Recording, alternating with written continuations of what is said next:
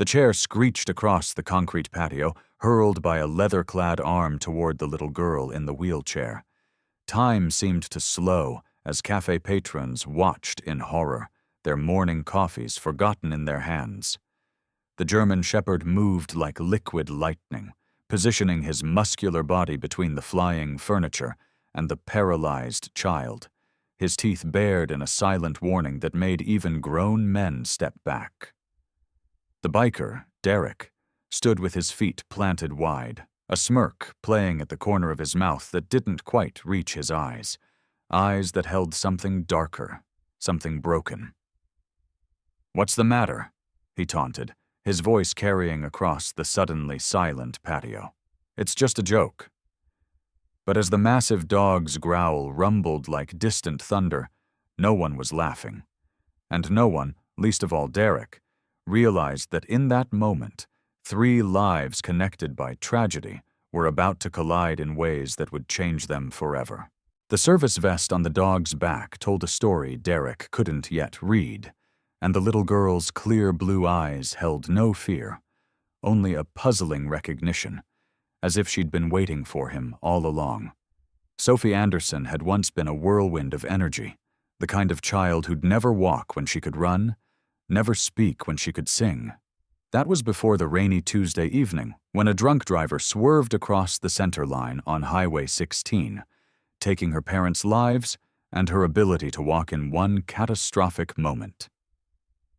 At 6 years old, Sophie now navigated the world from a pediatric wheelchair, her small hands already calloused from pushing the wheels, her golden hair often twisted into practical braids by her Aunt Martha. But what Sophie had lost in mobility, she gained in perspective. The nurses at Glendale Memorial often whispered that she had old eyes, too knowing, too accepting for a child who'd suffered such profound loss. Still, flashes of childish joy would break through when Thor, her German shepherd service dog, was nearby. He'd been her father's last gift to her, arranged before his death through connections at the K9 unit where James Anderson had served as a police officer. Thor's background made him uniquely qualified for his role in Sophie's life. Before becoming her service dog, he'd served 3 distinguished years in the Glendale Police Department's K9 unit, specializing in search and rescue operations. His training had been so exemplary that he'd received a special commendation when he located 2 children trapped beneath rubble after a gas explosion. Thor's transition to service work had been seamless, trading the intensity of police work for the constant vigilance required to assist Sophie. The specialized harness he wore allowed Sophie to steady herself during transfers, while his imposing presence deterred the unwanted attention her wheelchair sometimes attracted. Thor was more than Sophie's assistant.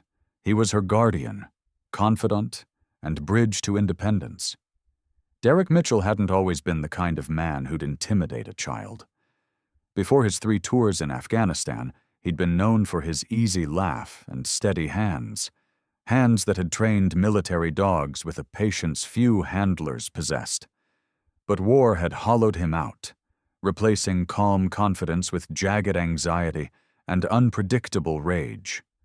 The memories haunted him. The explosion, the frantic barking of his K9 partner trying to alert him, and the sacrifice of his best friend, James, who'd pushed him clear of the blast. Derek's return to civilian life had been a series of failures, jobs lost to sudden angry outbursts, relationships fractured by his nightmares, and self-medication with whatever would quiet his mind. The leather jacket and motorcycle had become his armor against a world that no longer made sense. The rumble of the engine drowning out the persistent ringing in his ears. The morning had dawned picture-perfect over Glendale, with the kind of clear blue sky that seemed to promise nothing but good things. At Rosewood Cafe, the outdoor patio had filled early with the usual mix of professionals grabbing coffee before work, retirees lingering over breakfast, and locals who treated the cafe as their second office. The corner table, slightly removed from the busiest section, had become something of an unofficial reservation for Sophie and her Aunt Martha. The staff had grown accustomed to the little girl's wheelchair needing extra space, and the manager, Elaine, always made sure the table was available for their Tuesday morning visits. Sophie sat with her back straight in her wheelchair, her legs covered with a light blanket despite the warmth of the day, a concession to circulation issues that Martha insisted upon. Thor lay in a perfect downstay position beside her, his alert eyes continuously scanning the patio with professional vigilance. On the table sat Sophie's chocolate milk, Martha's black coffee, and a shared plate of blueberry scones that Sophie methodically broke into bite-sized pieces. "Remember your exercises this afternoon," Martha was saying, her reading glasses perched on the end of her nose as she reviewed the day's schedule in her worn planner. "Dr. Weston says you're making excellent progress with your upper body strength." Sophie nodded, though her attention had drifted to a monarch butterfly landing briefly on a nearby flowering bush. "Aunt Martha, do butterflies remember being caterpillars?" she asked, her question reflecting the characteristic way her mind wandered between practical matters and philosophical wonderings. Martha smiled, accustomed to these sudden shifts. "That's a good question for your science teacher, sweetheart." She checked her watch and frowned slightly. "I need to stop by the pharmacy before your appointment. Your new medication came in yesterday." Sophie's face fell slightly.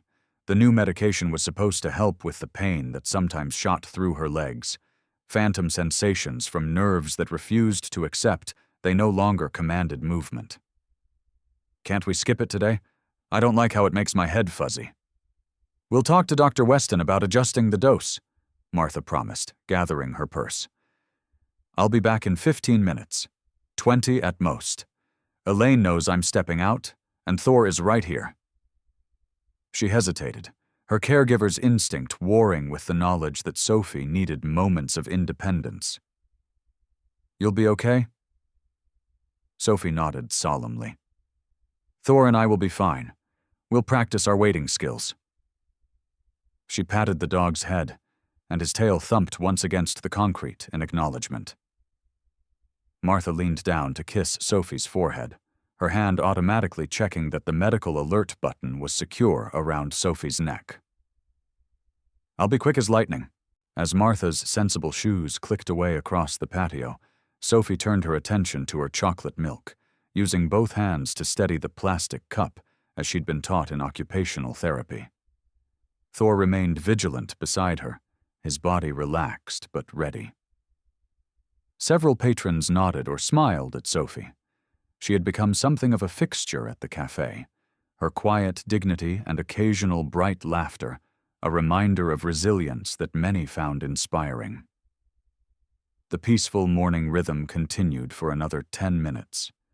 Sophie had just opened her favorite book, a dog-eared copy of Charlotte's Web that had belonged to her mother, when the distinctive rumble of motorcycle engines disrupted the peace. The cafe's ambient chatter faltered. 3 bikes pulled up to the curb just beyond the patio's decorative iron fence, their engines cutting off in quick succession.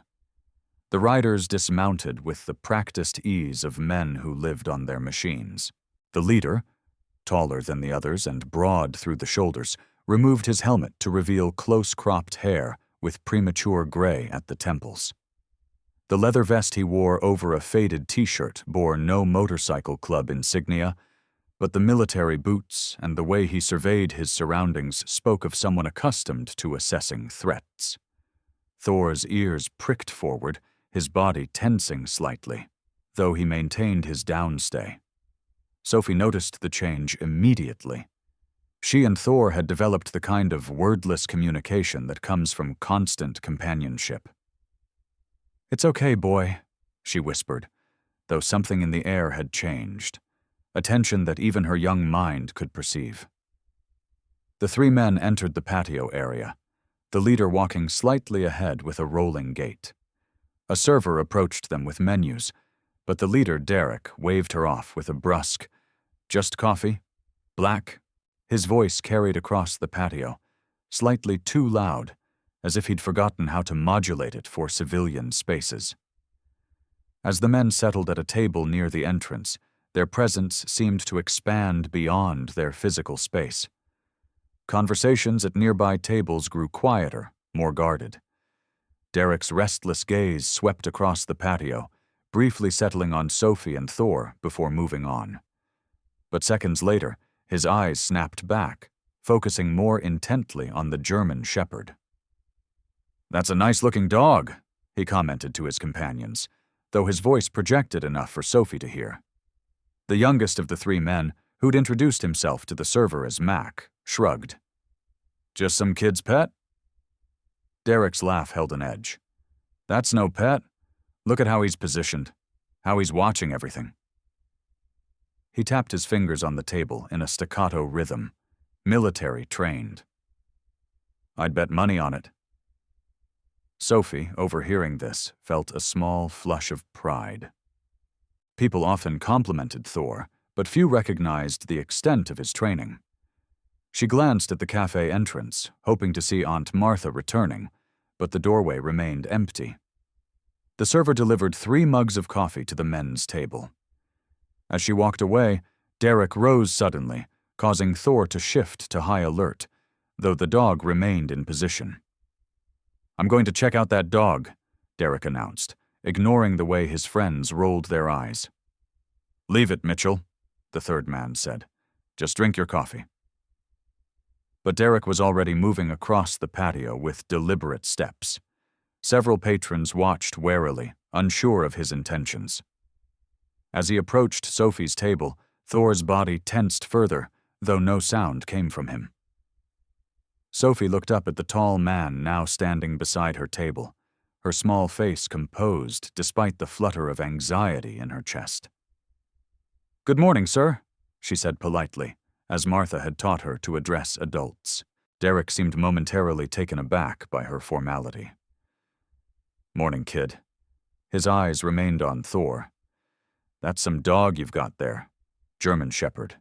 Purebred from the look of him." "Yes, sir. His name is Thor," Sophie replied, her hand instinctively moving to rest on Thor's head, both for her comfort and as a steadying command to the dog. "Thor, huh?" Derek squatted down to the dog's eye level, a move that made Thor's ears flatten slightly. "You're a working dog, aren't you, boy?" He reached out a hand toward Thor's snout. "Please don't touch him without asking," Sophie said quickly. "He's on duty." "Why?" Derek's hand paused in midair. "On duty?" His eyes took in the service vest he'd somehow missed before, then traveled to Sophie's wheelchair, understanding dawning slowly on his face. "Oh, right." But instead of withdrawing, he left his hand extended inches from Thor's nose. "I've handled dogs like him before. They know me." From across the patio, one of Derek's friends called out, "Come on, man! Leave the kid alone!" But Derek seemed transfixed by Thor, by the dog's controlled alertness and the intelligent assessment in his eyes. Something about the animal had triggered a cascade of memories, of desert sand and night patrols, of the comforting weight of a canine partner against his side in the darkness. "Ex-military?" he asked, though it wasn't really a question. Sophie shook her head. "Police. He worked with my daddy." At the word daddy, a shadow crossed Derek's face, a tightening around his eyes that Sophie couldn't interpret. The cafe had grown unusually quiet, the other patrons sensing the strange tension building between the man, the child, and the dog that watched him with unwavering attention. Thor remained perfectly still, but Sophie could feel the coiled readiness in his body, the slight tremor of restraint beneath her small hand. She glanced again toward the cafe entrance, hoping for Aunt Martha's return. The big clock on the cafe wall showed that 12 minutes had passed. Not long in adult time, but an eternity in this stretched moment of uncomfortable encounter. "Your daddy a cop, then?" Derek asked, his voice rougher. "He was," Sophie said simply, the past tense heavy with meaning. Something flickered in Derek's eyes. Recognition, perhaps, or the ghost of a memory. He straightened up suddenly, looming over the table. "Good dog you've got," he repeated, though the words seemed automatic now. He took a step back, then another, before turning abruptly to rejoin his friends. As he walked away, Sophie released a breath she hadn't realized she was holding. Thor remained vigilant, his eyes tracking Derek's movement across the patio. The normal murmur of cafe conversation slowly resumed, though several patrons continued to cast concerned glances toward Sophie's table. But the encounter wasn't over. As Derek settled back with his friends, their conversation grew animated, punctuated by occasional laughter that seemed too loud, too forced. Sophie tried to return to her book, but found herself reading the same sentence repeatedly, her attention divided between the page and the uncomfortable awareness of being watched. Thor knew it too. His body remained tense, his attention fixed on the three men whose presence had disrupted the peaceful morning routine. And somehow, Sophie sensed with a child's intuition that the seemingly casual encounter had been merely the opening move in a confrontation yet to fully unfold. Derek returned to his friends with a strange expression, something between intrigue and discomfort etched across his weathered features. He took a long swig of his coffee, grimacing at the bitter taste. "That dog's got police training," he muttered, loud enough for his companions to hear, but keeping his voice low enough to avoid carrying across the patio. "Not just any service dog." Mac, the youngest of the three with a patchy beard that failed to hide his youth, glanced over at Sophie's table. "So what? You going to start a fan club?" His attempt at humor fell flat as Derek's expression darkened. "I worked with dogs like that," Derek said, his fingers drumming against the table in that persistent rhythm that always appeared when his thoughts turned toward his time in the service. "Belgian Malinois in Afghanistan mostly, but the same training principles. That dog's watching me like he knows something." The third man, Cal, a former army mechanic who'd served alongside Derek in their second tour, shook his head. "It's just a dog, Mitchell, and you're making the kid uncomfortable. Let it go." But Derek couldn't let it go. Something about the German shepherd had triggered a flood of memories. The disciplined, alert posture, the intelligent assessment in the animal's eyes. Those eyes had followed him across the patio, watchful in a way that reminded him too much of Axel, his canine partner who'd saved his unit twice before the IED that no dog could have detected in time. Derek rose again, ignoring Cal's muttered curse. "I'm just going to see what he does." He moved with deliberate steps back toward Sophie's table, aware that several patrons were watching him with undisguised concern. The weight of their gazes prickled along his skin, triggering the hypervigilance that never fully subsided. Thor's reaction was immediate but controlled. The dog shifted position, rising into a perfect sit beside Sophie's wheelchair, his body now squarely between the approaching man and the child. No growl, no bark. Just a precise, professional repositioning that spoke volumes about his training. "See that?" Derek said loudly enough that his friends could hear. "That's defensive positioning, perfect execution." He stopped about 5 feet from the table, respecting the invisible boundary that Thor had established. "Your dog ever been deployed overseas, kid?" Sophie shook her head, her small fingers now resting lightly on Thor's shoulder. "No, sir. Thor worked for the Glendale Police Department in search and rescue." Her voice remained steady, polite, though awareness had crept into her blue eyes. Derek cocked his head, studying Thor with an intensity that made several nearby patrons shift uncomfortably in their seats. "Search and rescue, huh? Found any good missing persons lately?" His tone had shifted, taking on a challenging edge. "He's retired now," Sophie replied. "Except for helping me." She gestured toward her wheelchair, a simple movement that carried the weight of explanation. Derek's eyes lingered on the wheelchair, then moved back to Thor. Let's see how good his training really is. Without warning, he clapped his hands sharply. The sound cracked across the patio like a gunshot. Coffee cups rattled as startled patrons jumped, a woman at the next table gasping audibly. But Thor didn't flinch. He didn't bark. His ears flattened momentarily, his muscles tensed, but he remained in perfect position, his eyes locked on Derek with unwavering focus. "Derek, enough," Cal called from their table, half rising from his chair. "Leave the kid and her dog alone." But Derek had found a target for the restless energy that constantly churned inside him, the need to provoke a reaction, to test boundaries until they broke. "Good boy," he said to Thor, his voice holding a mocking edge. "Real steady. But what happens if I do this?" He took a sudden step toward Sophie. Thor's response was immediate, a low, rumbling growl that vibrated from deep in his chest, a warning as clear as spoken language.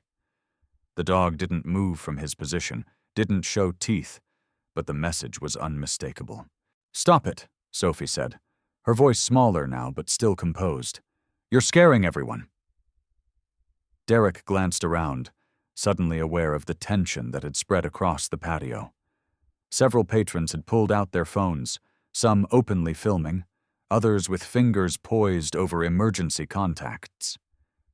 The server who'd brought their coffee stood frozen near the entrance, looking uncertainly toward the manager's office. For a moment, something like shame flickered across Derek's face.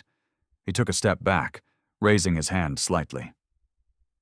"Just testing his training," he said, the excuse sounding hollow even to his own ears. "No harm meant." "Thor is very well trained," Sophie said, her hand still resting on the dog's shoulder. "My daddy made sure of that before he went to heaven." Her composure wavered slightly on the last words, a child's grief momentarily visible beneath her careful poise. Something in Derek's expression shifted at the mention of Sophie's father. A muscle twitched in his jaw, his fingers curling into fists at his sides. "Your dad taught him well," he said, his voice rougher. He turned abruptly, stalking back to his companions with rigid shoulders. "Happy now?" Cal asked as Derek dropped heavily into his chair. "You just harassed a disabled kid. Real heroic, Mitchell." Mac laughed nervously. "The dog didn't even flinch. Military grade for sure?" Derek's gaze remained fixed on Sophie and Thor, something troubled and distant in his eyes. "That kid said her dad's dead." Cal shrugged. "Lots of cops die in the line of duty. Doesn't make it your business." "Something about them." Derek trailed off, his thoughts whirling in directions he couldn't fully articulate. The coffee in his mug had grown cold, but he drank it anyway, grimacing at the bitter taste. The ringing in his ears had intensified, a constant companion since the explosion, but worse now with the adrenaline coursing through his system. Across the patio, Sophie had returned to her book, or at least was making a show of reading it. Thor remained vigilant, his attention divided between his charge and the three men whose presence had disrupted their morning routine. "We should go," Cal said, checking his watch. "Got that appointment at the VA at 11? But Derek wasn't ready to leave. Something unfinished pulled at him, a compulsion he couldn't name. He watched as Sophie turned a page in her book, her movements careful and precise. There was something about her that nagged at his memory, something he couldn't quite place. "One more test," he said suddenly, pushing his chair back. Cal grabbed his arm. "Derek, no, we're leaving now." Derek shook him off with a sharp movement. "Just one more. I need to see something." He strode across the patio before his friends could stop him, ignoring the murmurs that followed his approach. Thor was on his feet the moment Derek moved, once again positioning himself between the approaching man and Sophie. This time the dog's hackles were slightly raised, his stance wider and more defensive. "Sir, please go back to your table," Sophie said, her voice steady despite the tension evident in her small frame. "Thor doesn't like people approaching fast." Derek stopped, but closer this time, just beyond arm's reach. "Smart dog," he said, his eyes fixed on Thor rather than Sophie. "Knows when someone's a threat." He shifted his weight slightly, a testing movement. Thor's growl deepened, the sound carrying across the now silent patio. Several patrons stood, unsure whether to intervene, while others moved further away from the developing confrontation. "I'm not a threat," Derek said, though his body language communicated otherwise. "Just curious about how good he really is." Without warning, he reached toward Sophie's book. Thor's reaction was immediate and calculated. He moved forward just enough to block Derek's hand, teeth still concealed but stance now unmistakably protective. The growl hadn't stopped, a continuous warning that made the hair on the back of Derek's neck stand up. "See," Derek said, pulling his hand back. "A perfect threat assessment. Your dad trained him to protect you specifically, didn't he?" Sophie nodded slowly. "Thor keeps me safe." Her voice trembled slightly now, the first real indication that the confrontation had begun to pierce her carefully maintained composure. From across the patio, Mac called out, "Come on, Derek, let it go, man!" But Derek was locked in now, a confrontation of wills with the German shepherd, whose disciplined response both impressed and provoked him. "Let's see what happens if I do this," he said. And before anyone could react, he moved to touch Sophie's wheelchair. Thor's warning growl escalated instantly into a sharp, authoritative bark that froze Derek in his tracks. The dog still hadn't moved from his defensive position, hadn't attempted to bite, but the message was clear. This was the final warning. A woman at a nearby table stood up forcefully, her chair scraping against the concrete. "That's enough," she called out, her voice cutting through the tension. "Leave that child alone right now." Derek turned toward the woman, irritation flashing across his face. "Mind your own business, lady. I'm not hurting anyone." "You're harassing a disabled child," the woman replied, stepping forward. "And I've already called the manager." As if on cue, the cafe manager emerged from inside, a middle-aged woman with a determined expression. "Is there a problem here?" she asked, though her eyes made it clear she already knew the answer. Derek stepped back from Sophie's table, his hands raising slightly in a gesture that was half surrender, half dismissal. "No problem. Just admiring the dog's training." "He was scaring Sophie," another patron interjected. "And since his friend left," the man added. The manager's expression hardened. "Sir, I'm going to have to ask you and your friends to leave. We don't tolerate harassment of any kind at Rosewood." Derek's face darkened, a flush creeping up his neck. "Harassment? I was just talking to the kid." "You were testing my dog," Sophie said quietly, "and making him nervous. Please stop." Her simple request, delivered without accusation, but with undeniable clarity, seemed to land differently than the manager's demand.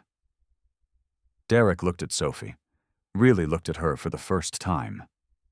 And for a brief moment, something like recognition flickered in his eyes. "Fine," he said abruptly. "We're going." He turned and strode back to his companions, who were already standing, clearly eager to leave the tense situation. As they collected their helmets, Mac muttered, "What the hell was that about, Mitchell?" Derek didn't answer. His gaze had returned to Sophie and Thor, a troubled frown creasing his forehead. As the three men made their way out of the patio area, several patrons visibly relaxed, the collective tension beginning to dissipate. But just as they reached the exit, Derek paused, turning back to look at Sophie one more time. "Hey, kid," he called across the patio. "What's your last name?" The question hung in the air, unexpected and somehow ominous. Sophie hesitated, years of stranger danger warnings warring with her inherent politeness. "That's not appropriate," the manager stated firmly. "Please leave now." Derek stood motionless for a long moment, his expression unreadable. Then, without another word, he turned and followed his friends out of the cafe, the rumble of motorcycle engines soon signaling their departure. In the aftermath of their exit, the patio remained unusually quiet. Several patrons approached Sophie's table, offering reassuring words and concerned questions about her well-being. Thor gradually relaxed his defensive posture, though his attention remained focused on the cafe entrance, as if expecting Derek's return. And Sophie, her book forgotten in her lap, sat watching the empty doorway with a thoughtful expression that seemed too old for her young face. Something had shifted in the morning's peaceful routine, a confrontation that felt unfinished, a connection not yet fully revealed. As Thor settled back beside her wheelchair, his warm presence reassuring against her leg, Sophie couldn't shake the feeling that the strange man with the troubled eyes would return.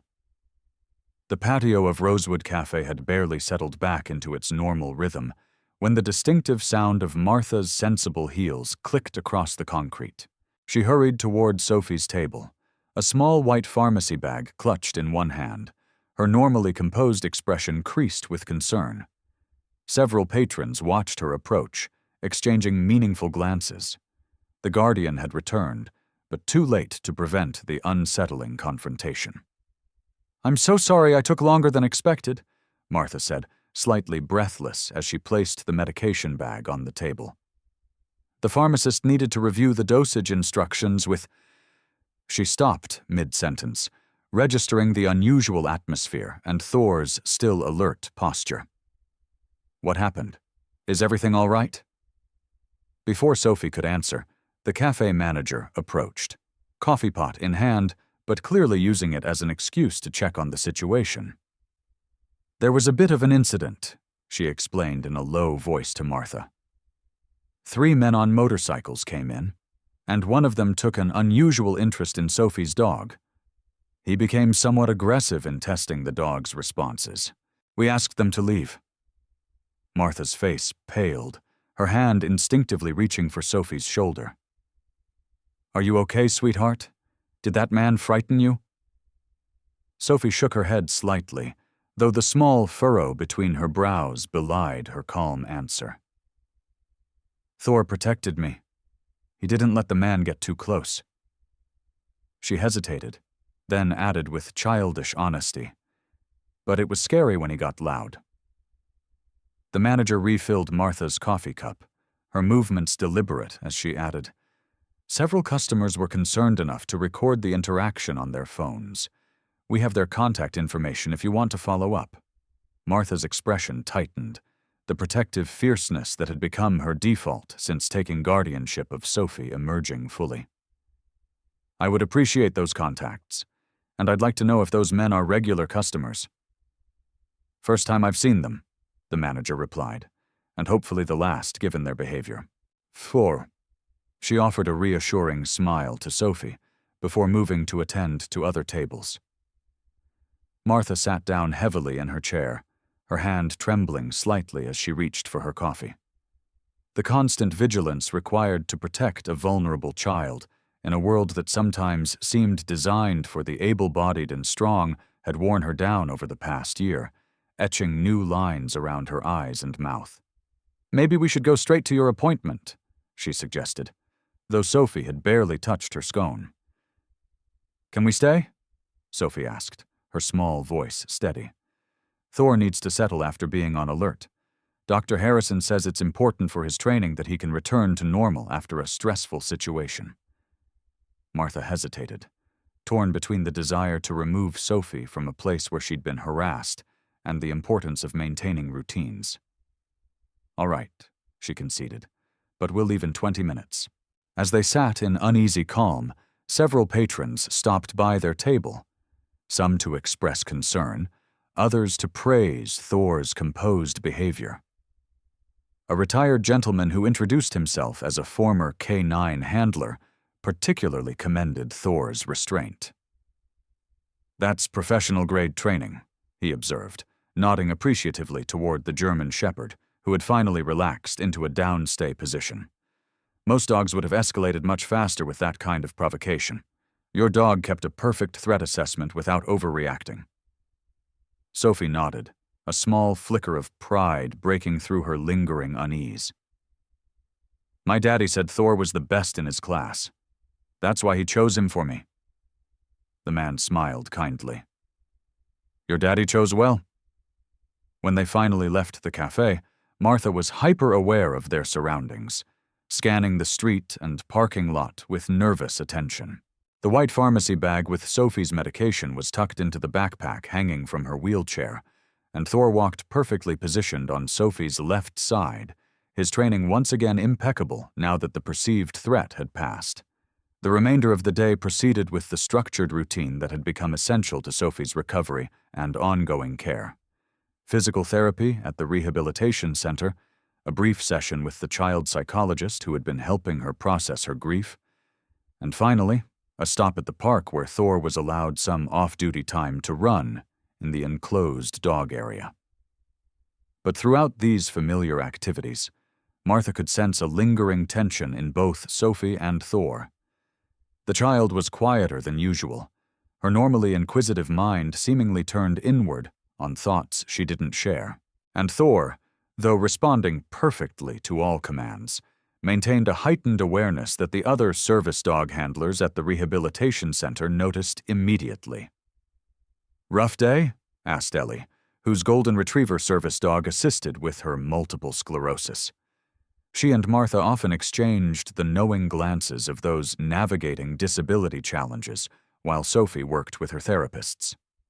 Some motorcycle enthusiast decided to test Thor's training at the cafe this morning, Martha replied, keeping her voice low. Apparently, he found it amusing to see how a service dog would react to increasingly threatening behavior. Ellie's expression darkened. "Unfortunately, not uncommon. Some people can't seem to understand that service dogs are working, not performing." She hesitated, then added, "Was Sophie frightened?" Martha watched through the glass partition as Sophie worked on strengthening exercises. "She says she wasn't, but—" She trailed off, the worry she'd been suppressing all day rising to the surface. "It's hard to tell with Sophie sometimes. Since the accident, she's become so contained. The psychologist says it's a control mechanism. When you've lost so much control over your body and circumstances, you tightly manage what you can, including emotional expression." Ellie nodded in understanding.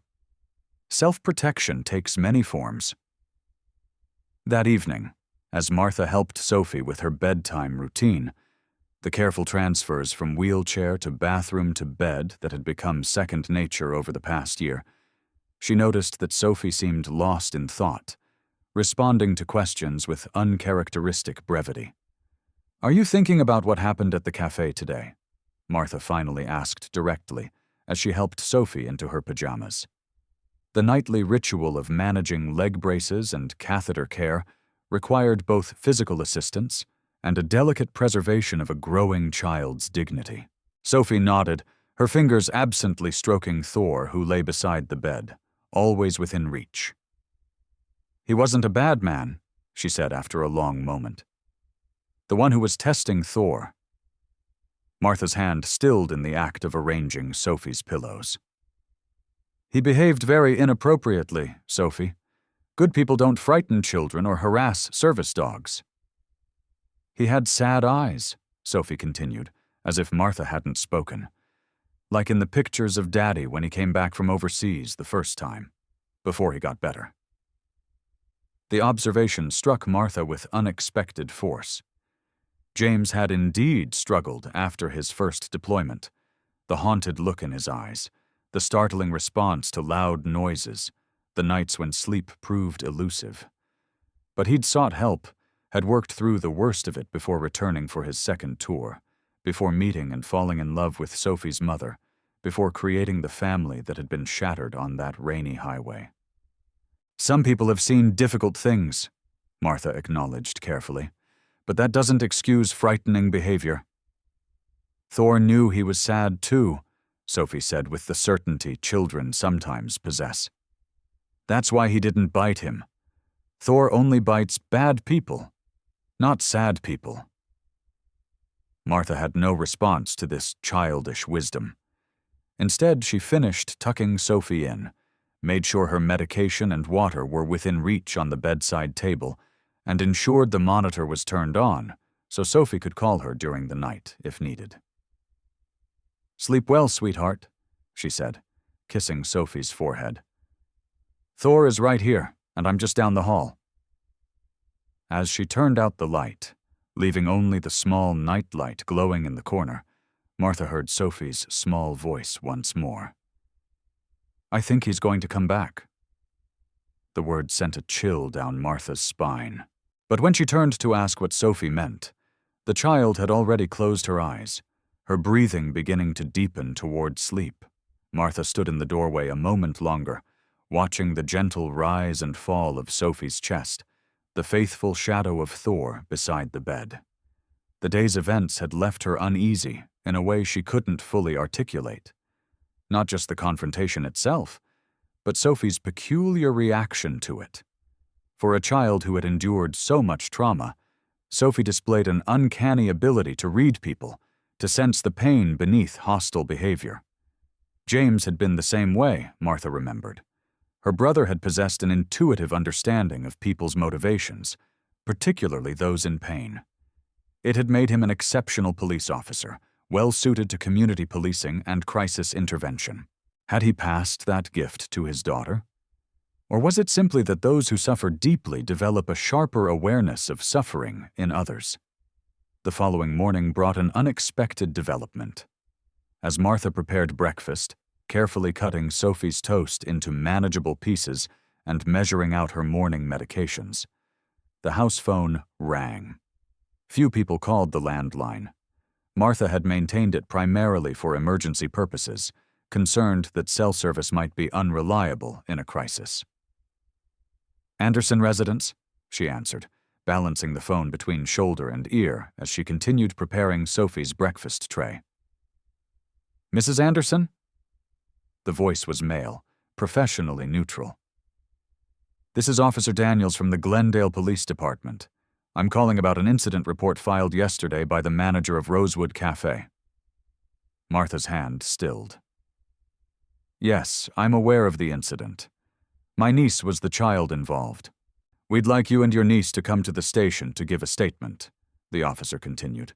"We take harassment of disabled individuals very seriously, and several witnesses provided us with video evidence of the encounter."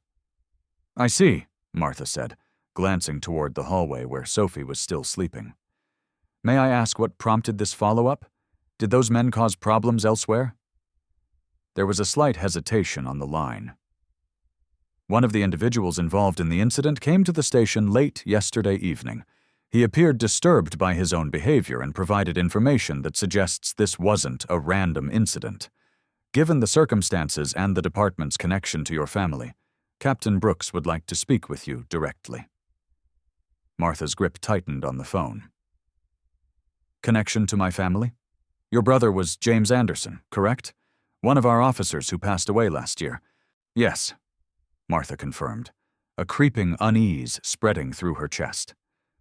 "What does James have to do with what happened at the cafe?" "I believe Captain Brooks would prefer to discuss that in person," Officer Daniels replied. "Would 10 a.m. this morning be convenient? We'll make sure the interview room is wheelchair accessible for your niece." After confirming the appointment and ending the call, Martha stood motionless in the kitchen, breakfast preparations forgotten. The police department wanted to talk to them about James's connection to the incident, and one of the men, presumably the one who had harassed Sophie and Thor, had turned himself in, apparently troubled by his own actions. "Aunt Martha?" Sophie's voice called from her bedroom. Thor needs to go outside. The familiar routine of the morning reasserted itself. Helping Sophie with toileting and dressing, the careful morning stretches prescribed by her physical therapist. Thor's brief outdoor break, supervised by Martha, while Sophie did her exercises in bed. But beneath the structured normalcy, Martha's mind raced with questions. What connection could possibly exist between her late brother and the aggressive stranger at the cafe? As she helped Sophie into her wheelchair, making sure her legs were properly positioned and the safety belt secured, Martha debated how much to tell her about the police department's call. Sophie had been through so much. The last thing she needed was more uncertainty or stress, but she was also remarkably perceptive, often sensing when adults were withholding information. "We need to go to the police station this morning," Martha finally said, as she placed Sophie's breakfast tray across her wheelchair arms. "The police want to talk to us about what happened at the cafe yesterday." Sophie nodded, seemingly unsurprised.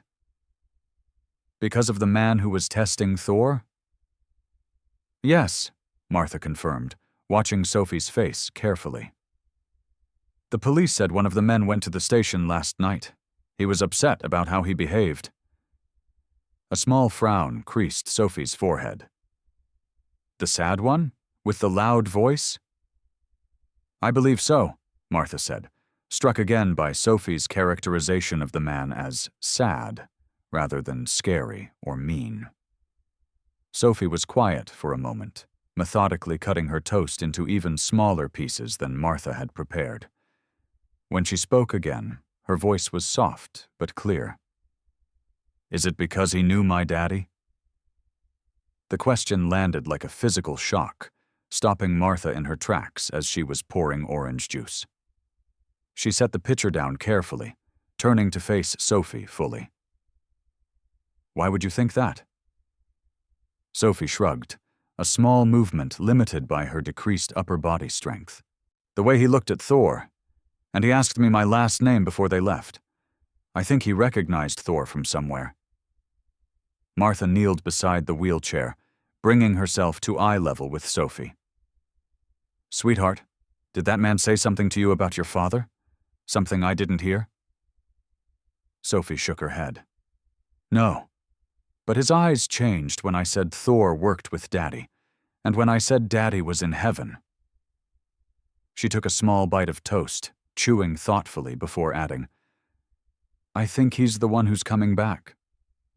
The Glendale Police Department building stood as a monument to practical municipal architecture, all straight lines and functional design softened only by the American flag that fluttered above the entrance. Martha guided Sophie's wheelchair up the gently sloping ramp, Thor walking in perfect heel position beside them. Despite having visited many times when James was alive, Martha felt a flutter of anxiety as they approached the glass doors. This wasn't a social call or a family visit. This was about yesterday's disturbing encounter.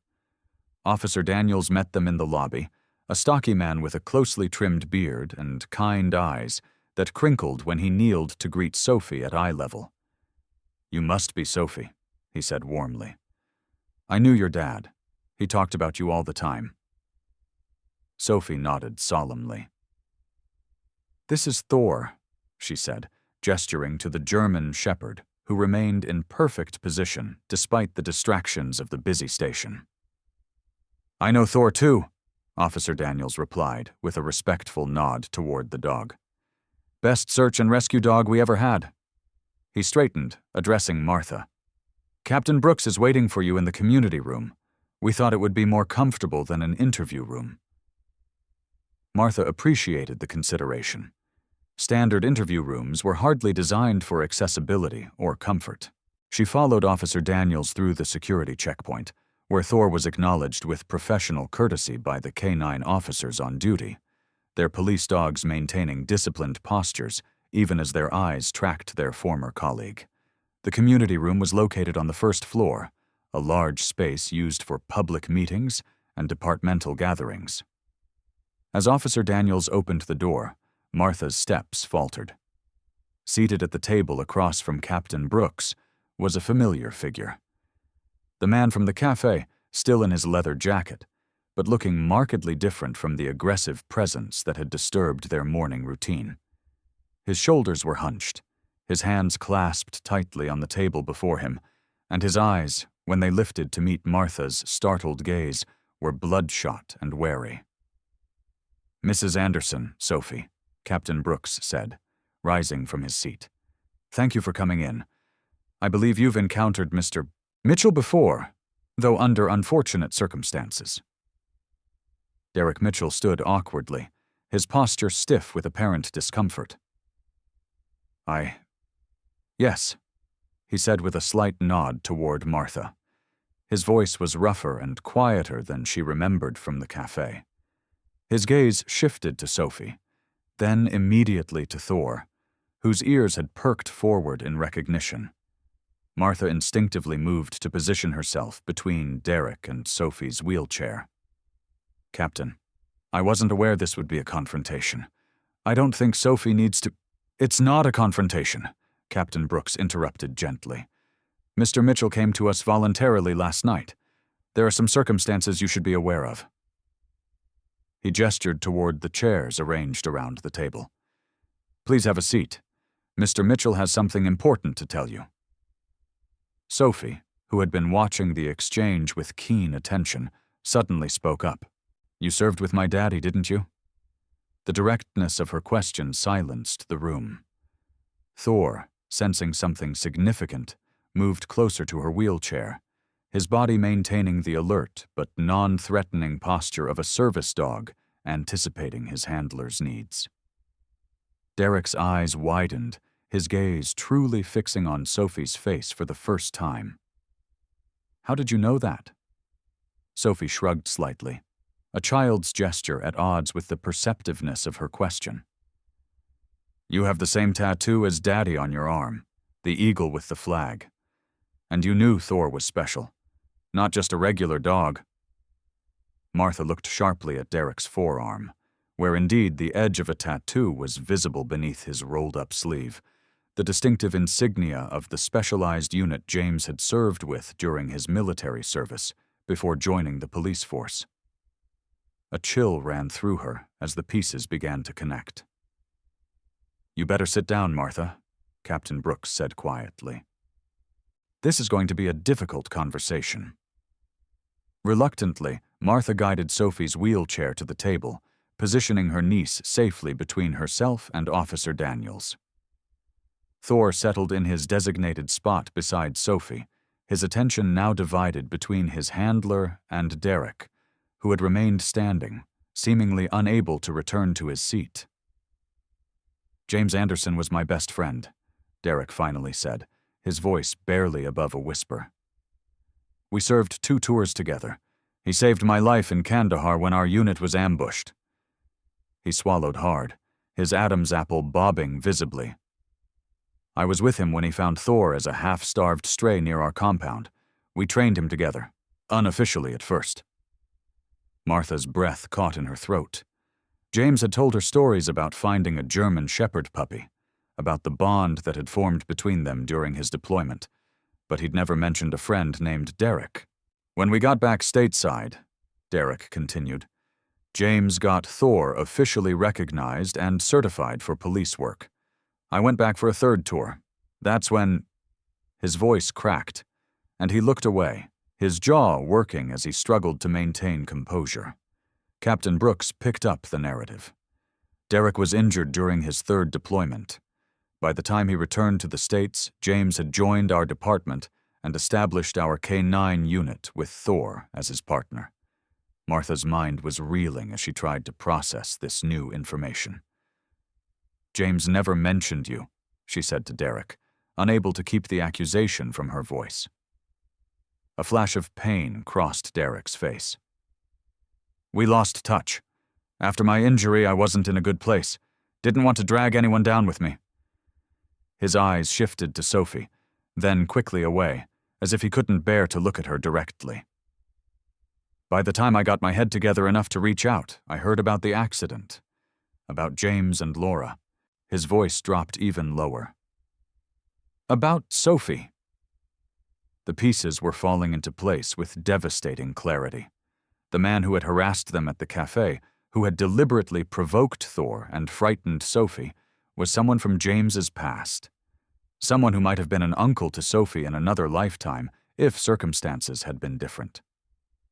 "Why did you approach us like that?" Martha demanded, her protective instincts flaring. "If you knew who Sophie was, why would you behave so aggressively?" Derek shook his head, a gesture of self-disgust rather than denial. "I didn't know, not at first. I recognized Thor immediately. A handler never forgets a dog he's worked with. But it had been years, and I'd never met Sophie." He looked down at his hands, which were trembling slightly. When she mentioned her dad was a police officer who had passed away, something clicked. But I wasn't thinking clearly. I haven't been thinking clearly for a long time. Captain Brooks leaned forward, his expression grave but compassionate. Derek has been struggling with severe PTSD since his discharge. He's been in and out of treatment, but the past few months have been particularly difficult for him. "That doesn't excuse what happened," Martha said firmly. "No, it doesn't," Derek agreed immediately. "There's no excuse. That's why I came in last night. When I got home, when the fog cleared a bit, I realized who Sophie must be. James's daughter." His voice broke on the name. "I couldn't live with myself knowing what I'd done, what I might have done if it had escalated further." Sophie, who had been watching this exchange with solemn attention, suddenly spoke again. "Did you train Thor, too? Before Daddy?" Derek looked startled by the question, his gaze finally meeting Sophie's directly. "Yes," he admitted. "Your dad and I both worked with him when he was young. That's why he didn't attack me yesterday, even when I was being inappropriate. He remembered me, on some level." "Thor remembers everyone who's kind to him," Sophie said with the simple certainty of a child. "That's what Daddy always said." The conversation might have continued in this vein, painful revelations tempered by Sophie's innocent observations, if not for the sudden commotion that erupted in the hallway outside. Raised voices, the sound of hurried footsteps, and then the community room door burst open to reveal Mac, the youngest of Derek's companions from the cafe. His face was flushed, and his expression frantic. "Mitchell, we've been looking everywhere for you," he exclaimed, seemingly oblivious to the formal setting or the presence of police officers. "Cal's in trouble, man. That guy from the bar last night, the one who was hassling you about Afghanistan, he followed Cal home, and now he's threatening to—" He broke off, finally registering the others in the room, his eyes widening as he recognized Sophie and Thor. "Oh, sorry. Captain Brooks stood, his posture shifting from sympathetic mediator to alert officer.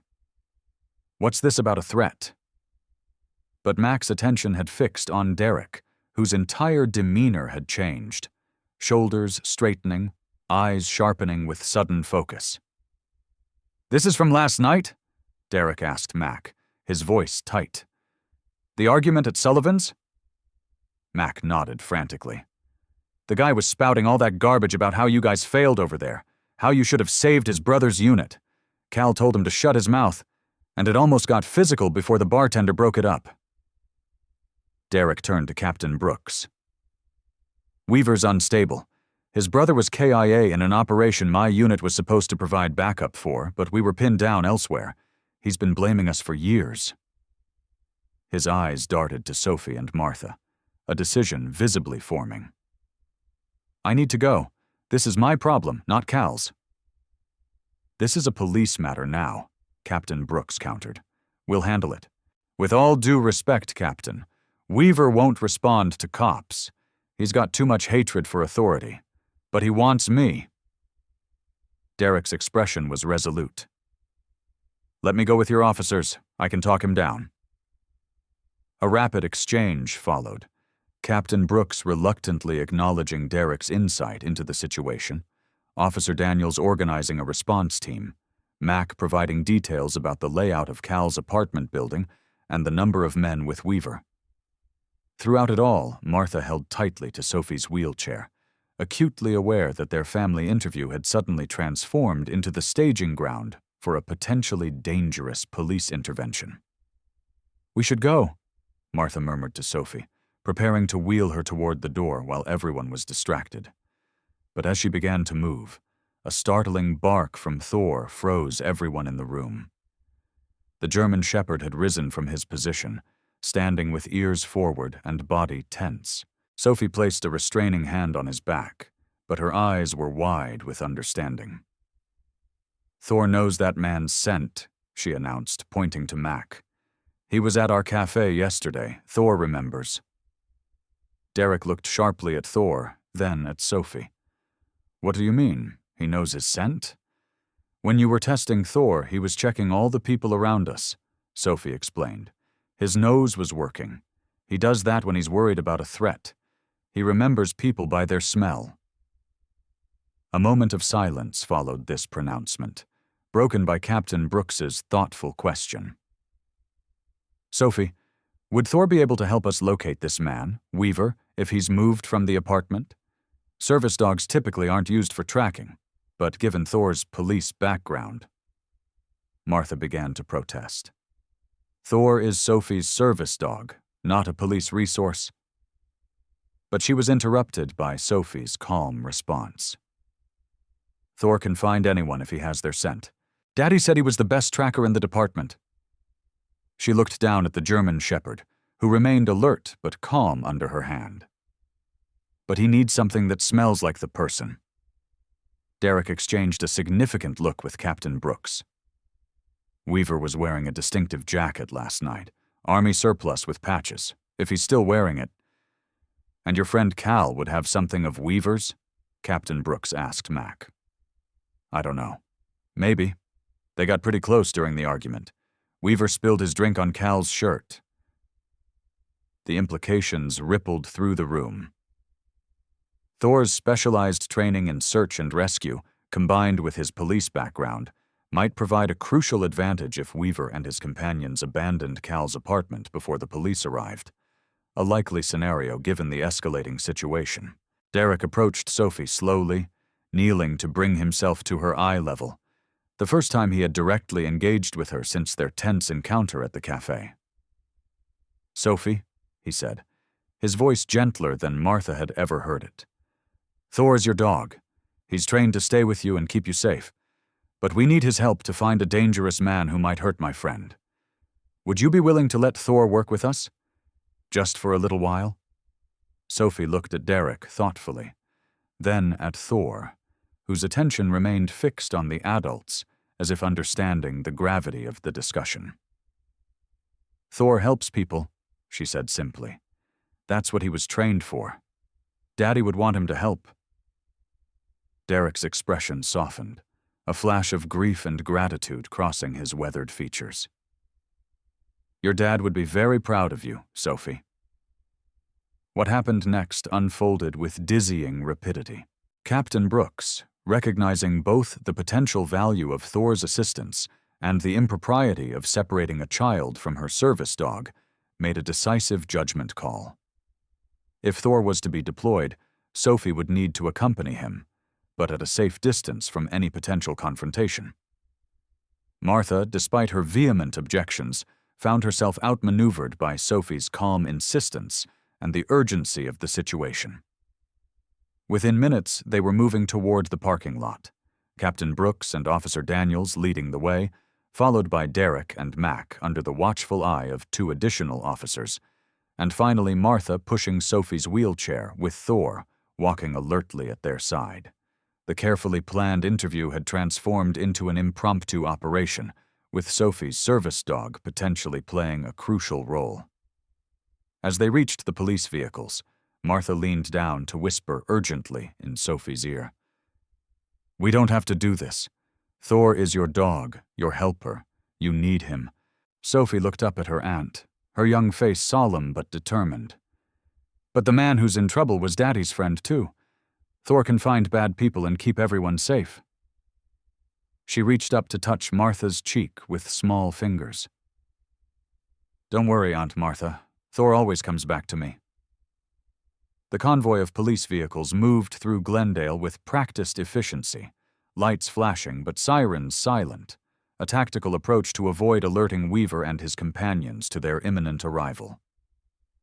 Martha sat in the back of a police SUV, her arm protectively around Sophie, who remained calm despite the extraordinary circumstances. Thor lay at their feet in the footwell, his body alert but steady, occasionally lifting his head to look at Sophie as if confirming she remained secure. 2 cars ahead, Derek rode with Captain Brooks and Officer Daniels, providing additional information about Weaver's background and likely mental state. The pieces of the puzzle had come together rapidly once Mac had burst into the community room. Weaver, the brother of a fallen soldier whose unit Derek's team had been unable to reach in time during a critical operation, had harbored a festering resentment for years. The chance encounter at Sullivan's bar the previous night had ignited his rage, particularly when he recognized Derek, whom he viewed as personally responsible for his brother's death. "Cal's apartment is in that complex," Officer Daniels said, as they turned onto Cedar Avenue, pointing toward a 2-story building of weathered brick. "3rd unit on the 2nd floor, according to dispatch."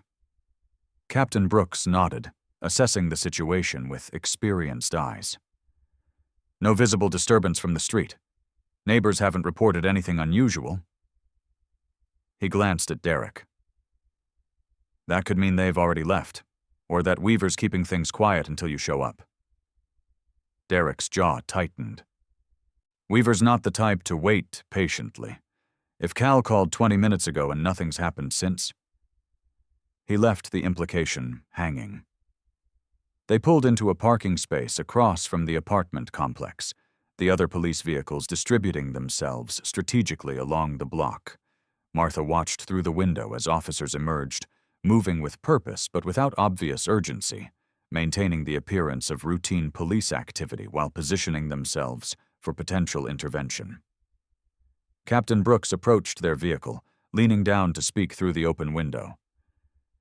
"We're going to bring Thor forward to see if he can confirm whether Weaver is still in the building. Sophie, we'll need you to handle him since he's trained to respond to you specifically, but you'll stay right here in the vehicle with Officer Reynolds." Sophie nodded solemnly. "Thor needs something with the man's scent. Mac's getting Cal's shirt from last night, the one Weaver spilled his drink on," Captain Brooks replied. "We'll bring it to you." Martha tightened her hold on Sophie's shoulders. "This isn't right. Sophie's been through enough trauma without being involved in a police operation." Captain Brooks's expression softened with understanding. "I appreciate your concern, Mrs. Anderson. If there were any other option, we wouldn't involve either of you. But time is critical, and Thor's abilities could make the difference in resolving this safely." Before Martha could respond, Mac hurried across the street, a crumpled T-shirt clutched in his hand. "Cal texted me his door code," he reported breathlessly. "The shirt was right where he said it was, in his laundry basket." The shirt was brought to Sophie, who handled it with surprising composure, allowing Thor to thoroughly sniff the garment. The German Shepherd's demeanor shifted immediately. His body language transformed from service dog to working canine, nose actively processing information, ears forward with concentration. "He remembers his training," Officer Reynolds remarked from the driver's seat, watching Thor with professional appreciation. "Those skills never really leave them." Sophie stroked Thor's head gently. "He knows this is important. He can tell by how everyone's acting." Her child's perception cut to the heart of the situation with startling clarity. Captain Brooks conferred briefly with his officers, then returned to their vehicle. "We're going to do a controlled approach. Thor will work on a long lead, with Sophie directing him from the vehicle. If he indicates Weaver's presence, we'll move in. If not, we'll check the apartment directly." The plan proceeded with methodical precision. Sophie was positioned at the open door of the SUV, wheelchair secured, with Thor on a 20-foot lead handled by Officer Daniels. At Sophie's quiet command, "Thor, seek!" the German Shepherd moved forward with purpose, nose working systematically as he circled the ground floor of the apartment building, then ascended the exterior stairs to the second-floor walkway.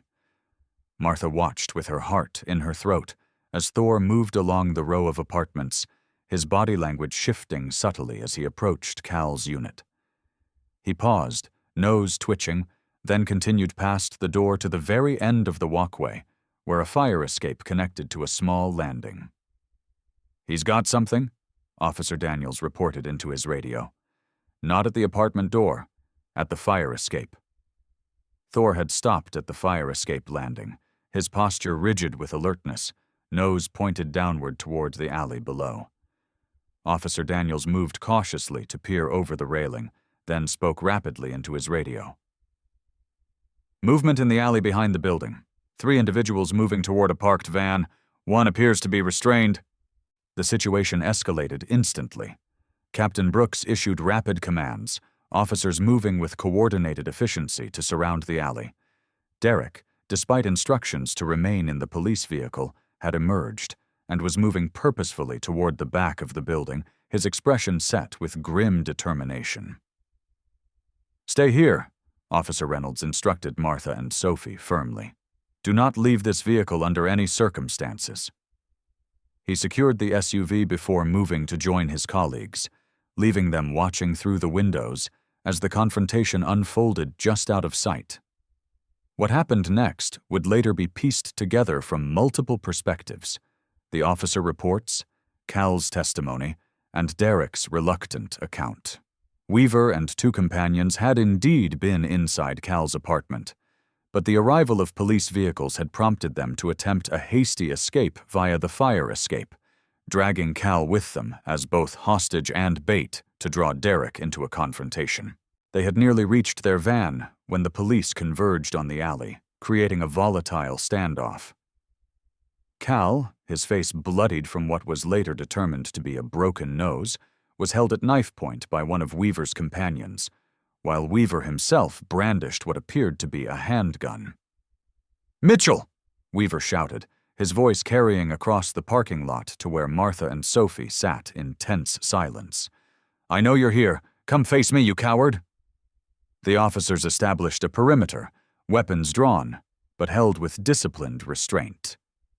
Captain Brooks attempted to de-escalate, his trained negotiator's voice carrying clearly. "Mr. Weaver, please put down your weapon. We can resolve this without anyone getting hurt." But Weaver was beyond reasoning, his movements erratic, his eyes wild with a combination of rage and what would later be confirmed as intoxication. "Send Mitchell out here. He's the one who needs to answer for what happened." And then, despite the officer's commands to stand down, Derek stepped into the alley, his hands raised. "I'm here, Weaver. Let Cal go. This is between you and me." Martha couldn't see what was happening, but she could hear the escalating confrontation. Derek's measured attempts to reason with Weaver, Weaver's increasingly incoherent accusations, the police officers' continued efforts to defuse the situation. Sophie sat beside her, unnaturally still, her small hands clasped tightly in her lap. Then, without warning, Thor barked sharply and lunged against his lead with such force that Officer Daniels momentarily lost his grip. The German shepherd bolted, racing down the walkway and descending the stairs with remarkable speed. Sophie cried out, her composure finally breaking. "Thor, stay!" But the command came too late. Thor was already sprinting toward the alley, responding to some stimulus that only he had detected. Perhaps a shift in the confrontation, a sound of distress, or the scent of imminent violence that his specialized training had taught him to recognize. What followed was a cacophony of shouts, a single gunshot that echoed between the buildings, and then an eerie moment of silence before the alley erupted into frantic activity. Martha held Sophie tightly as they waited in agonizing uncertainty, unable to see what had transpired but fearing the worst. Minutes stretched like hours before Captain Brooks finally approached their vehicle, his expression grave. "The situation is under control," he reported. "Weaver and his associates are in custody. Cal's being treated by paramedics. His injuries aren't life-threatening." "And Thor?" Sophie asked, her voice small but steady. "Where's Thor?"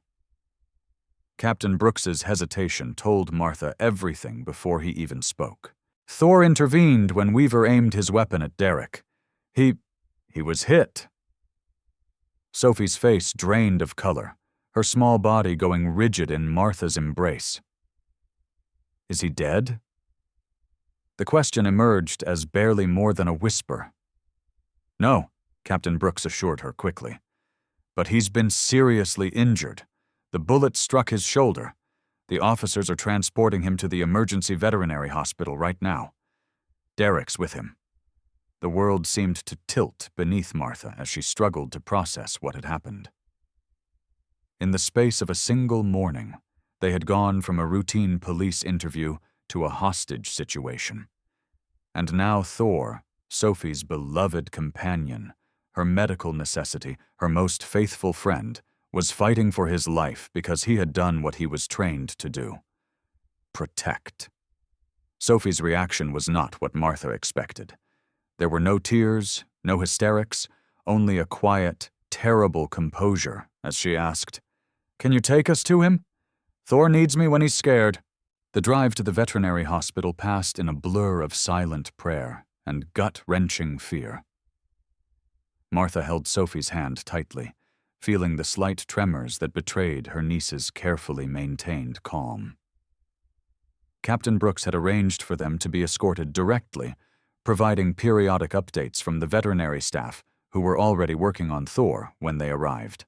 As they pulled into the parking lot of Glendale Veterinary Emergency Center, Martha finally asked the question that had been burning in her mind. "Why did Thor run toward the danger? He's not a police dog anymore. He's supposed to stay with Sophie." Captain Brooks glanced back at them, his expression somber. "According to Derek, Thor didn't attack Weaver. He positioned himself between Weaver and Derek just as Weaver raised his weapon." He paused, choosing his words carefully. "Derek believes Thor recognized what was happening from his police training. He was protecting someone he perceived as part of his pack." Sophie looked up at this, her blue eyes wide with understanding that seemed far beyond her years. "He did what Daddy would have wanted," she said quietly. "Daddy always said we protect the people we love, no matter what." The waiting room of Glendale Veterinary Emergency Center was a sterile space of uncomfortable chairs and outdated magazines, designed for function rather than comfort. Martha sat rigidly beside Sophie's wheelchair, the minutes crawling by as they waited for news about Thor's condition. The initial report had been cautiously optimistic.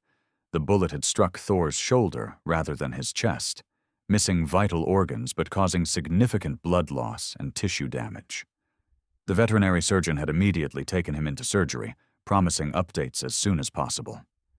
Derek Mitchell sat across from them, his large frame awkwardly contained in a chair designed for people of average height. His hands were clasped between his knees, head bowed, the picture of a man consumed by guilt. He had arrived at the hospital ahead of them, having accompanied Thor in the police vehicle that served as an improvised ambulance. His leather jacket was stained with dark patches that Martha recognized with a chill as Thor's blood. "I never meant for any of this to happen," Derek said, breaking the tense silence. His voice was rough with emotion. "Thor saved my life back there. Weaver had a clear shot at my chest if Thor hadn't jumped in." He trailed off, unable to complete the sentence. Martha's response was cold, her protective instincts for Sophie overriding any sympathy she might have felt. "None of this would have happened if you hadn't harassed Sophie and Thor at the cafe yesterday. Your actions set everything in motion." Derek nodded, accepting the accusation without defense. "You're right. I was in a bad place. Have been for a long time." He lifted his head, revealing eyes red from what might have been tears. "I didn't recognize Sophie yesterday. I swear I didn't. I just saw Thor, and something broke inside me. Seeing him again brought everything back. Afghanistan. James. The life I used to have before everything went to hell." Sophie, who had been silent since their arrival, suddenly spoke. You were the friend Daddy wrote to me about in his letters. The one who taught him how to train dogs." Derek's head snapped up, surprise evident in his expression. "James wrote to you about me?" Sophie nodded, her small face solemn. "When he was away, he wrote me letters. Mommy would read them to me. He said his friend Derek knew more about dogs than anyone in the world, and that someday he would introduce us." She paused, her young voice steady despite the weight of her words. "But then he died, and I never got to meet you." The simplicity of Sophie's statement landed like a physical blow, visibly staggering Derek. Martha watched as the realization dawned across his face. The recognition that James had valued their friendship enough to tell his daughter about him, had planned for them to meet under vastly different circumstances than their confrontation at the cafe. "I didn't know," Derek whispered. "After my last deployment, I cut ties with everyone. The doctors called it isolation behavior, part of the PTSD. I couldn't deal with normal life, with people who hadn't seen what I'd seen." His voice cracked. "James tried to reach out a few times, but I shut him out. I was angry that he seemed to have adjusted so well. Police career, family, the whole American dream. Meanwhile, I couldn't sleep through the night without nightmares or hold down a job for more than a few months." A nurse entered the waiting room, momentarily interrupting the conversation. She approached them with a clipboard, requesting additional information about Thor's medical history and vaccination records. Martha provided what she could, grateful for the distraction from the heavy emotions filling the small space. After the nurse departed, promising an update from the veterinarian soon, Derek continued, his voice lower, directed primarily at Sophie. "Your dad was the best man I ever knew. We met in basic training, became friends when we discovered we both loved working with dogs. In Afghanistan, we volunteered for every K-9 project they had. Bomb detection, search and rescue, patrol duties." Sophie leaned forward in her wheelchair, her attention completely focused on Derek's words. "Daddy said Thor was special from the beginning." "He was," Derek affirmed, a ghost of a smile touching his lips for the first time. "Just a scrawny pup when we found him, half-starved and hiding under our barracks. James started sneaking him food, and I taught him basic commands. Well, most types. By the time our deployment ended, he was following us everywhere, already showing the intelligence that made him such an exceptional service dog." Martha watched Sophie's face as Derek spoke, seeing the hunger in her expression, the desperate need of a child to hear stories about a father taken too soon, to connect with someone who had known him in ways she never would. Despite her lingering anger at Derek, Martha couldn't deny Sophie this unexpected connection to James's past. "The explosion that injured me was supposed to get both of us," Derek continued, his eyes now fixed on a point somewhere beyond the waiting room walls. "We were on patrol with our unit. Thor was with us, not officially, but he'd become our unofficial mascot and rudimentary bomb detector. He alerted suddenly, started barking and trying to push us back." Derek's voice grew tight. "I thought he was just being skittish. James listened to him. He always trusted Thor's instincts more than I did." The implications hung in the air between them. Martha felt her breath catch, anticipating what was coming next. "James grabbed me, tried to pull me back, shouting at the unit to retreat. But I broke free, thought I knew better." Derek's hands were trembling now. "The IED was buried deeper than usual. Thor sensed it, but our equipment didn't pick it up. It detonated when I was just at the edge of the kill zone. James had hung back, still trusting Thor's warning." Sophie's small voice cut through the tension. "That's why you got hurt, and Daddy didn't." Derek nodded, meeting her gaze directly for the first time. "Your dad saved my life that day, Sophie, because he trusted a dog's instincts over human technology. When I finally got back stateside, after rehab, he had already arranged for Thor to be officially trained and certified. He told me it was the least he could do to honor what Thor had tried to do for us in Afghanistan." Martha felt as though the floor had disappeared beneath her feet. All this time, She had believed that James had simply found Thor through his police connections, had selected him as a K-9 partner because of his exceptional abilities. She had never known that the dog had been with James in Afghanistan, had tried to warn them of the danger that had ultimately led to Derek's injuries. "Why didn't James ever tell us this?" she asked, her voice barely above a whisper. Derek shrugged, a gesture of resignation.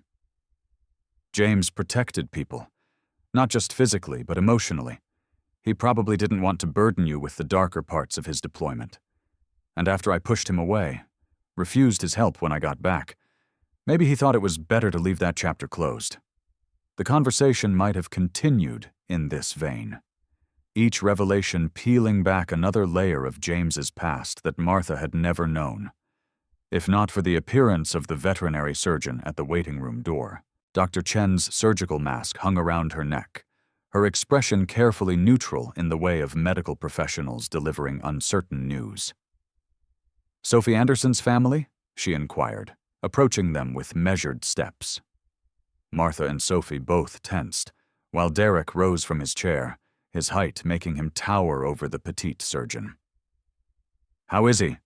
Derek asked, the question bursting from him before Martha could speak. Dr. Chen glanced between them, quickly assessing the dynamics. "The surgery was successful," she began, directing her words primarily to Sophie. "The bullet damaged muscle tissue and cracked his scapula, the shoulder blade, but missed major blood vessels and nerves. We've repaired the damage and stabilized the fracture. Thor is strong and healthy, which gives him excellent odds for recovery." The collective release of tension was almost audible. Martha felt tears spring to her eyes, surprising her with their intensity. Sophie reached for her hand, squeezing it with surprising strength. "When can I see him?" Sophie asked, her voice steadier than Martha's would have been. "He's in recovery now," Dr. Chen explained. "Still under anesthesia, but responding well. Once he's awake and stable, we'll bring you back to see him briefly." "However," she continued, her expression turning serious, "Thor's recovery will require significant rehabilitation. He won't be able to perform his service dog duties for at least 8 to 12 weeks, possibly longer, depending on how the healing progresses." The implications struck Martha with the force of a physical blow. Thor wasn't just Sophie's companion. He was essential to her daily functioning, helping with transfers, retrieving items beyond her reach, providing the physical support that allowed her a measure of independence despite her paralysis. Even more critically, he was trained to recognize the early signs of autonomic dysreflexia, a potentially life-threatening complication of spinal cord injuries that Sophie had experienced twice since the accident. "But I need Thor," Sophie said, giving voice to Martha's concerns. For the first time since the confrontation at the cafe, her composure cracked, her lower lip trembling slightly.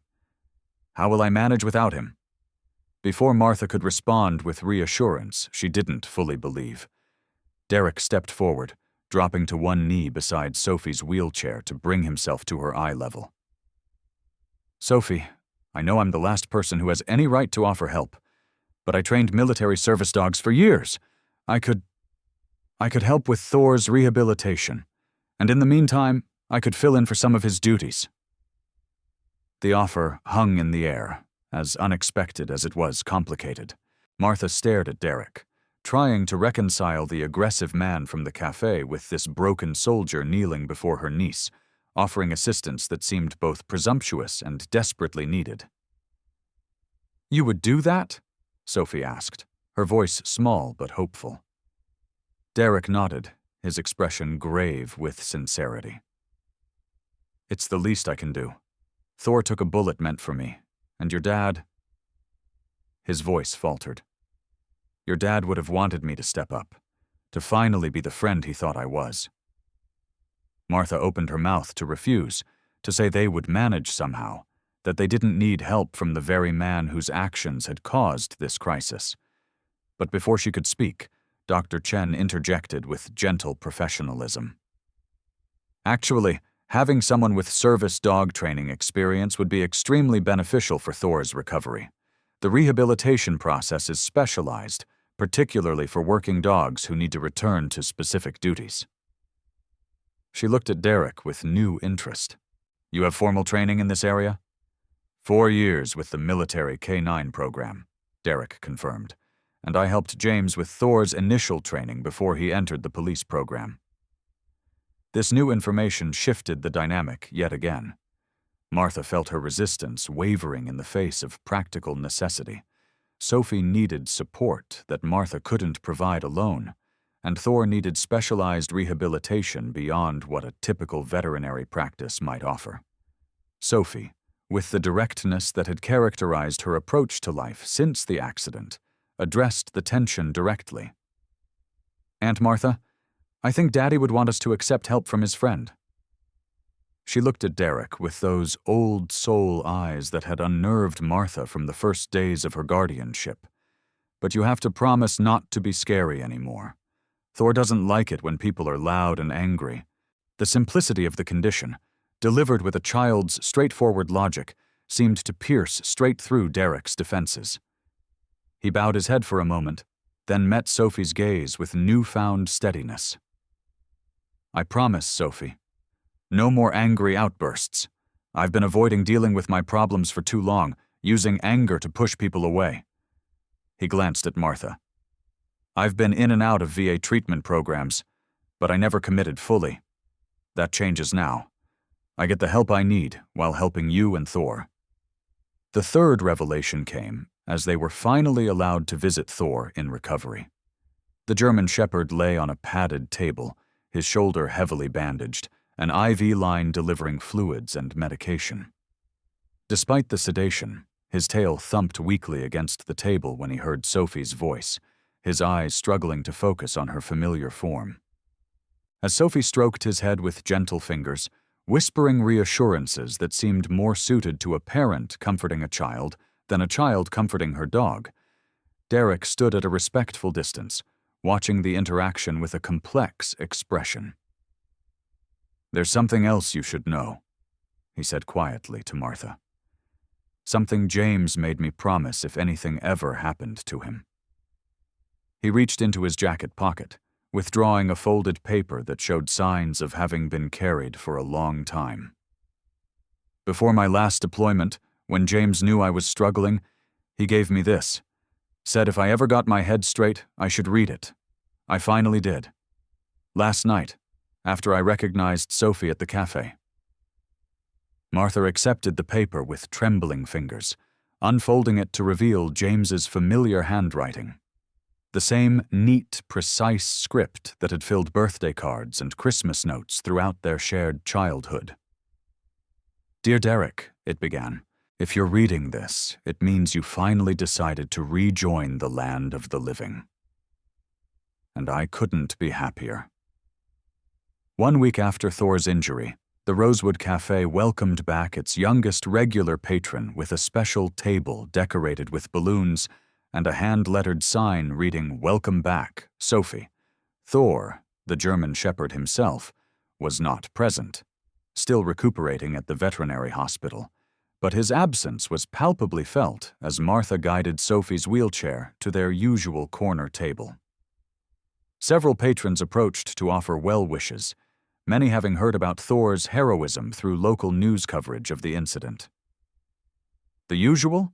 Elaine asked, coffee pot already in hand, as she greeted them with warm familiarity.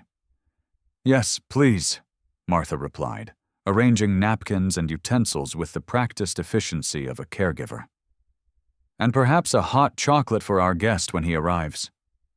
As if summoned by her words, the cafe door opened to admit Derek Mitchell.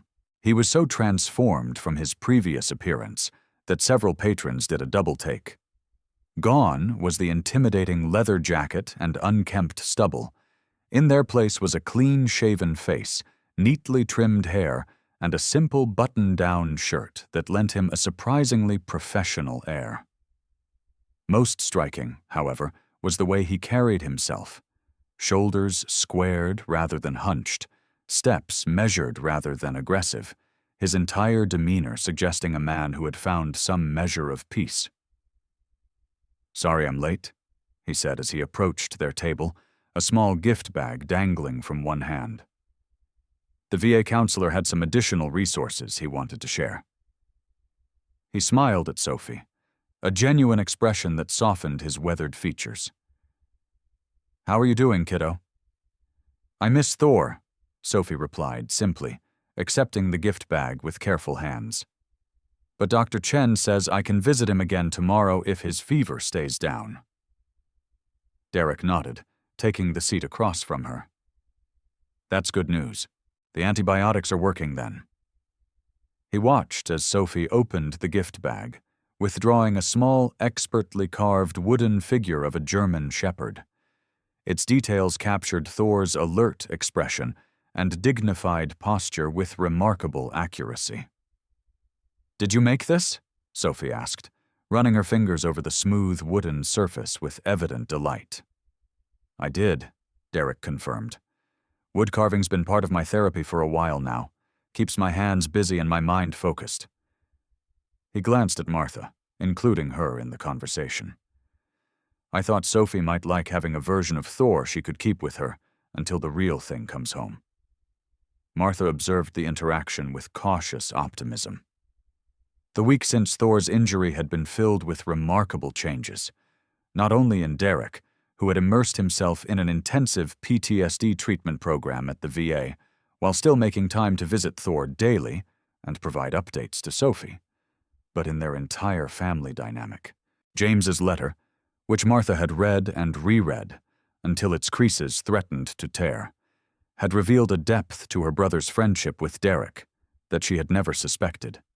"If something happens to me," James had written, "and if Sophie ever needs more than Martha can provide alone, you're the one I'd trust, Derek.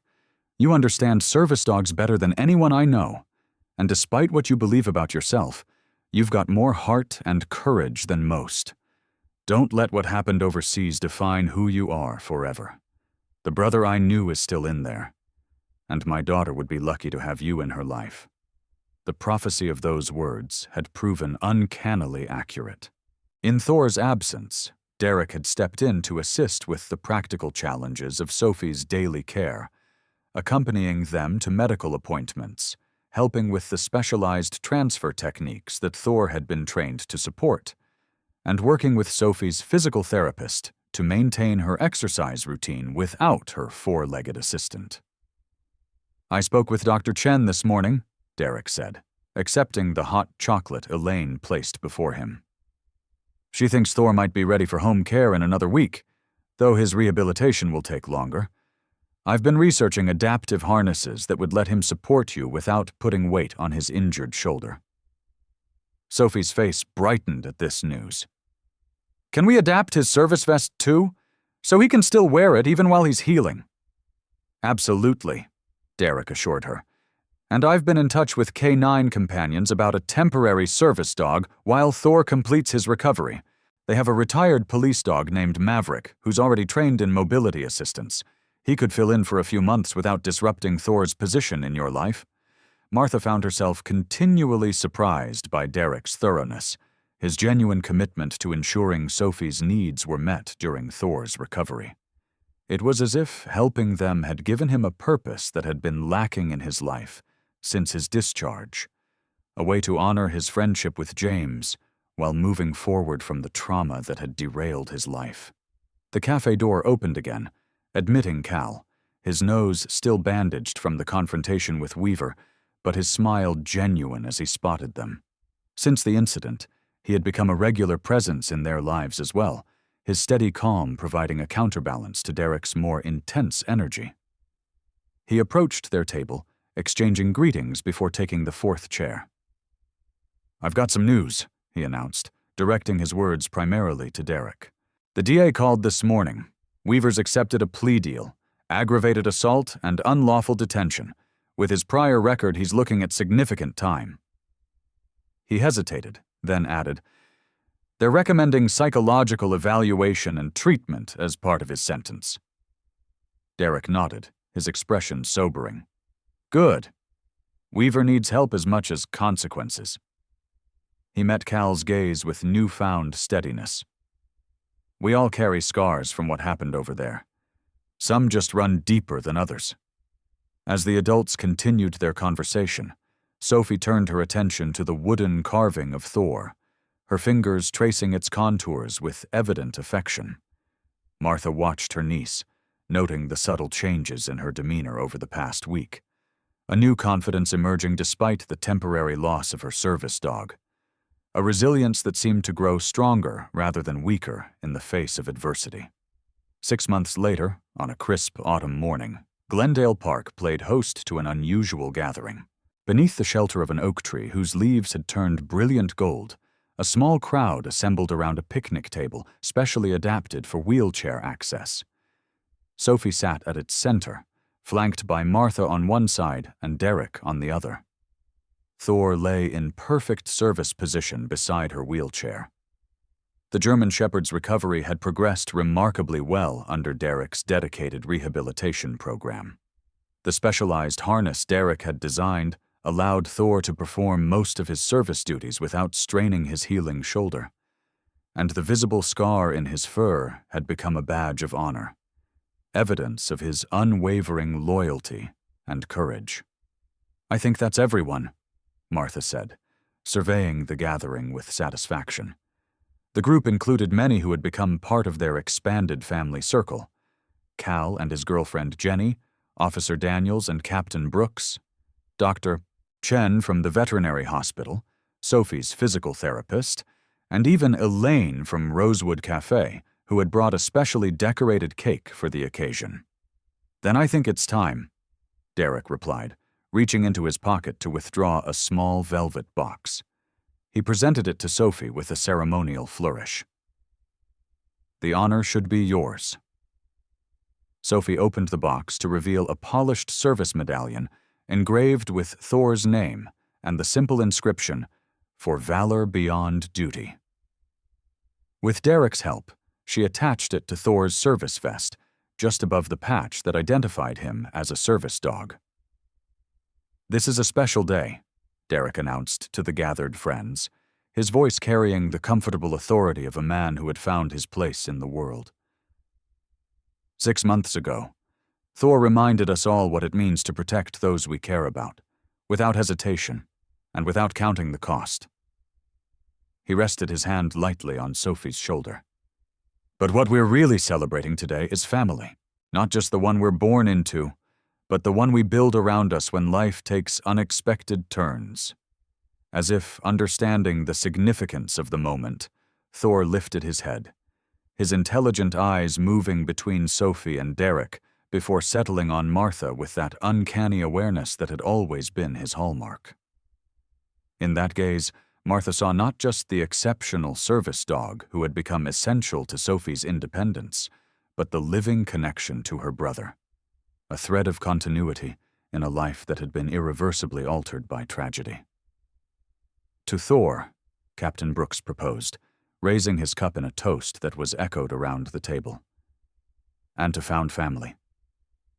As the autumn sunlight filtered through golden leaves above them, Martha watched Derek kneeling to Sophie's level, helping her adjust Thor's harness with the patient expertise that had become his contribution to their lives.